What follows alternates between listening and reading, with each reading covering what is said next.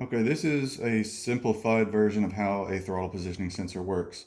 So you would have three wires hooked up to the inside of a throttle positioning sensor. You'll see three wires usually coming out of most all of them, motorcycle, car.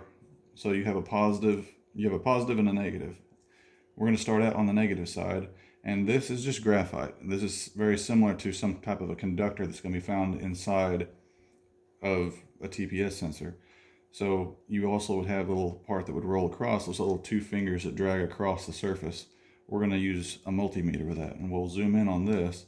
And as we start, it says 0. As soon as we hit to idle, boom, it goes up to about 4 volts to 5 volts.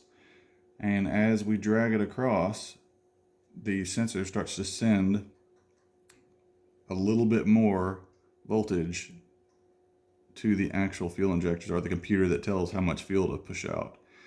So you can draw it back and forth based off of what speed you're going. So this would be about half throttle here, and then full throttle would be, in this case, since I have two 9-volt batteries, 18 plus volts.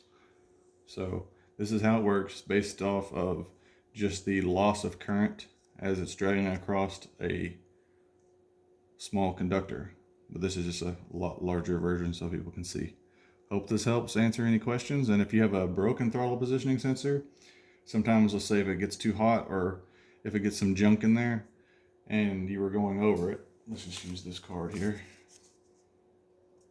Let's say that card represents dirt. It goes from voltage to nothing or barely anything. So it starts running like crap, but then it comes over.